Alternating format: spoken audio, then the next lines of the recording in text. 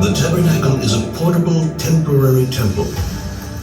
But for 39 years, it accompanied us in our wanderings through the desert, taken apart and reassembled again and again. After entering the Holy Land, Joshua established the tabernacle in Shiloh. The Shiloh tabernacle is built of a stone foundation and wooden beams, and covered by layers of fabric, a combination symbolizing the transition from a temporary tabernacle to a more permanent one. Shiloh is to be the dwelling place of the Shekhinah, the divine presence, the holiest site for the Jewish people for 369 years. The tabernacle was comprised of two main parts, the courtyard and the tabernacle tent. The tabernacle courtyard was rectangular, 100 cubits in length by 50 cubits in width, about 50 meters by 25 meters.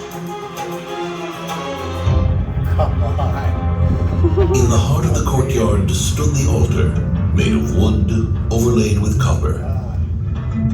On it burned the eternal fire, on which sacrifices, meal offerings, and wine offerings were made every single day.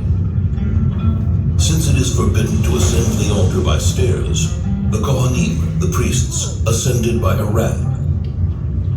Before the Kohanim begin the tabernacle service, they would purify their hands and feet in the copper laving basin which stood between the altar and the tabernacle tent. It is said that when the contributions for the tabernacle were collected in the desert, all the women donated their copper mirrors from which the laving basin was made. Wow, come on. First thing in the morning, the Kohanim entered the tabernacle tent, the sanctuary, for the day's service. Twice a day, they burned incense on the gold-plated incense altar. A blend of 11 special spices, which were placed on the coals, and whose wonderful perfume wafted far into the distance.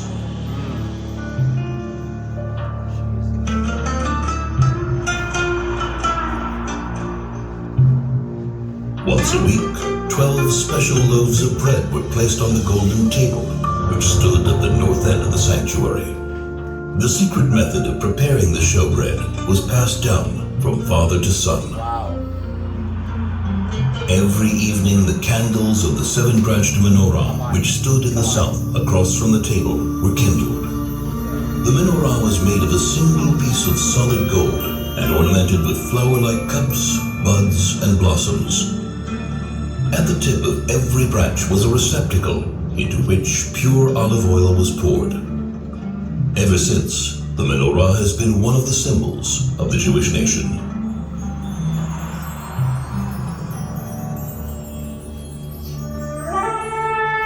Only once a year, on Yom Kippur, the Kohen Gadol, the high priest, entered the Holy of Holies. In the Holy of Holies stood the Ark of the Covenant, on top of which were the curtain and the two cherubs. The cherubs were in the form of two angels, facing each other, with wings outstretched over the ark. Inside the ark were the tablets of the covenant, the first tablets, which were broken by Moses, and the second, unbroken tablets. The tablets and the broken tablets lie inside the ark. This is the place from which God's voice is heard. And I will speak to you from above the ark cover, between the two cherubs, which are above the ark of the covenant. The tabernacle is a place of meeting, where man meets himself, where man meets his brothers and his people, where man meets his Creator.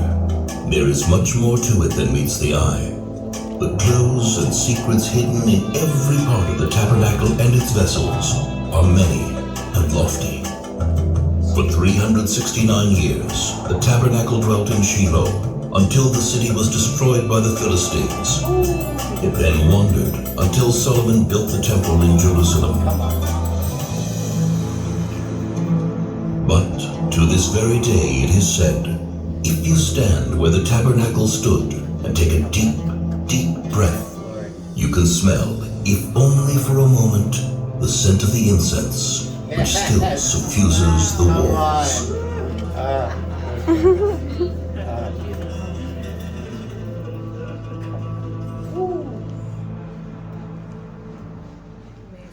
amazing. Jesus.